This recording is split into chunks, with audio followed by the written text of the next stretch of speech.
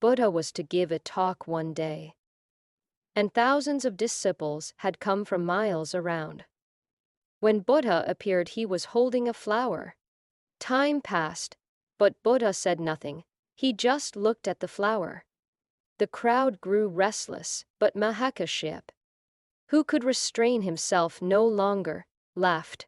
Buddha beckoned him over, handed him the flower, and said to the crowd, "All that can be given with words I have given to you. But with this flower, I give Mahakashyap the key to all the teachings. The key to all teachings, not only for a Buddha, but for all masters. Jesus, Mahavira, Lao Tzu, cannot be given through verbal communication. The key cannot be delivered through mind. Nothing can be said about it. The more you say, the more difficult it becomes to deliver. Because you and a Buddha live in such different dimensions, not only different, but diametrically opposite, that whatsoever a Buddha says will be misunderstood. I have heard that one evening 3 slightly deaf women met on the road. The day was very windy, so one woman said, "Windy, isn't it?" The other said, "Wednesday? No, it's Thursday." And the third said, "Thirsty? I am also. So let's go to the restaurant and have a cup of tea." This is what happens when a Buddha says something to you. He says, "Windy?" You say, "Wednesdays? No, it's Thursday." The physical ear is okay, but the spiritual ear is missing. A Buddha can talk only to another Buddha. This is the problem, and with another Buddha, there is no need to talk. A Buddha has to talk with those who are not enlightened. With them, the need exists to talk and communicate. But then communication is impossible. 2 ignorant people can talk. They talk much, they do nothing except talk. 2 enlightened people cannot talk, it would be absurd. 2 ignorant people talking is meaningless because there is nothing to convey. They don't know anything that can be said, that should be said, but they go on talking. They are chattering. They cannot help it, it's just a mad catharsis, a release. 2 enlightened people cannot talk because they know the same. Nothing needs to be said. Only one enlightened person and one unenlightened person can have a meaningful conversation, because one knows and the other is still in ignorance. A meaningful communication, I say. I don't say that the truth can be conveyed. But some hints, some indications, some gestures can be communicated, so that the other becomes ready to take the jump. The truth cannot be conveyed, but the thirst can be given. No teaching worth the name can give the key through words. Buddha talked. It's difficult to find another person who talked as much.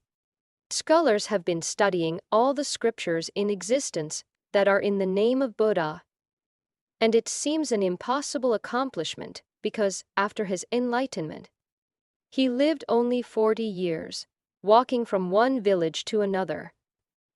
He walked all over the province of Bihar in India, which was named Bihar because Buddha walked there. Bihar means the walking path of Buddha. The whole province is called Bihar because this is the boundary where Buddha walked his Bihar, his wanderings. He continually walked, only in the rainy season did he rest. So much time was wasted in walking, and then also he had to sleep. So the scholars who have been calculating say, this seems impossible. Sleeping, walking, doing other daily routines, there are so many scriptures. How could he have talked so much if he was continuously talking for 40 years? Without a gap of a single moment, only then could this much have been talked. He must have talked so much almost continuously, yet still. He says the key cannot be conveyed through words. This story is one of the most significant because from this was born the tradition of Zen. Buddha was the source, and Mahakashyap was the first. the original master of Zen. Buddha was the source, Mahakashyap was the first master, and this story is the source from which the whole tradition, one of the most beautiful and alive that exists on earth, the tradition of Zen started. Try to understand this story. Buddha came one morning, and as usual, a crowd had gathered. Many people were waiting to listen to him. But one thing was unusual, he was carrying a flower in his hand. Never before had he carried anything in his hand. People thought that someone must have presented it to him. Buddha came, he sat under the tree. The crowd waited, and he did not speak.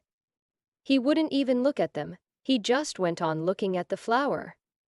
Minutes passed, then hours, and the people became very restless. It is said that Mahakashyap couldn't contain himself. He laughed out loud. Buddha called him, gave him the flower, and said to the gathered crowd, "Whatsoever can be said through words, I have said to you, and that which cannot be said through words I give to Mahakashyap. The key cannot be communicated verbally. I hand over the key to Mahakashyap. This is what Zen masters call transference of the key without scripture. Beyond scripture, beyond words, beyond mind." He gave the flower to Mahakashyap, and nobody could understand what happened. Neither Mahakashyap nor Buddha ever commented upon it again. The whole chapter was closed. Since then, in China, in Tibet, in Thailand, in Burma, in Japan, in Ceylon, everywhere, Buddhists have been asking for these 25 centuries. What was given to Mahakashyap? What was the key? The whole story seems to be very esoteric. Buddha was not secretive, this was the only incident. Buddha was a very rational being. He talked rationally, he was not a mad ecstatic. He argued rationally, and his logic was perfect, you could not find a loophole in it. This was the only incident where he behaved illogically, where he did something that was mysterious. He was not a mysterious man at all. You cannot find another master who was less mysterious. Jesus was very mysterious. Lao Tzu was absolutely mysterious. Buddha was plain, transparent, no mystery surrounds him. No smoke is allowed. His flame burns clear and bright, absolutely transparent, smokeless. This was the only thing that seemed mysterious, hence many Buddhist scriptures never relate this anecdote. They have simply dropped it. It seemed as if someone had invented it. It didn't make any sense with Buddha's life and teaching. But for Zen, this is the origin. Mahakashyap became the first holder of the key. Then 6 holders of the key lived in succession in India, up through Bodhidharma, who was the 6th holder of the key. Most of what Buddha did was just ordinary, anybody could do it. But this is extraordinary, this is exceptional. Only a Buddha can do this. What happened that morning? Let us penetrate into it. Buddha came, sat and started looking at the flower. What was he doing? When Buddha looks at anything, the quality of his consciousness is transferred. And a flower is one of the most receptive things in the world. Hence, Hindus and Buddhists go with flowers to put at their master's feet or in the temple, because a flower can carry something of your consciousness. A flower is receptive, and if you are aware of the new research in the West, you will understand it. Now they say plants are more sensitive than human beings. A flower is the heart of the plant, then whole being comes into it. Much research is going on in Russia, in the US, in the UK, about the sensitivity of plants, and something wonderful has been discovered.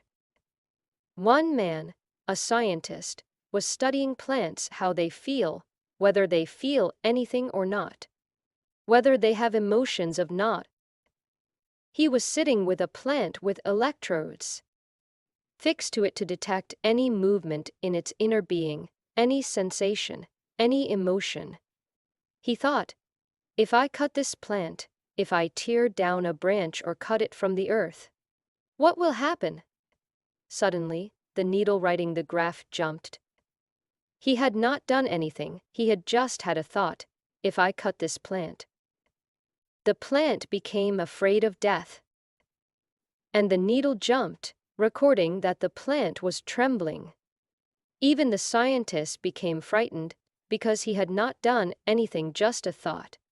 And the plant received it. Plants are telepathic. Not only this, but if you think of cutting one plant, all the other plants surrounding the area become emotionally disturbed. Also, if someone has cut a plant, and he comes into the garden, all the plants become disturbed because this man is not good and they carry the memory. Whenever this man enters the garden, the whole garden feels that a dangerous person is coming in.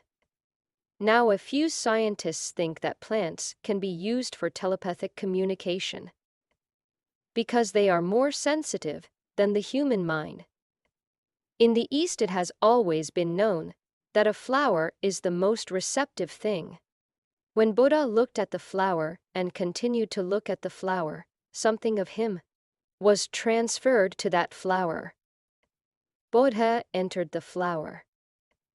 The quality of his being, the alertness, the awareness, the peace, the ecstasy, the inner dance touched the flower. With Buddha looking at the flower so at ease, at home, without any desire, the flower must have danced in its inner being. Buddha looked in order to transfer something to the flower. Only the flower, and he existed for a long period of time. The whole world dropped. Only Buddha and the flower were there. The flower entered Buddha's being, and Buddha entered the flower's being. Then the flower was given to Mahakashyap. It was not just a flower now. It carried Buddhahood, it carried the inner quality of Buddha's being. And why to Mahakashyap? There were other great scholars. History records 10 great disciples. Mahakashyap was only one. And he was included in the 10 only because of this history. Otherwise, he would never have been included.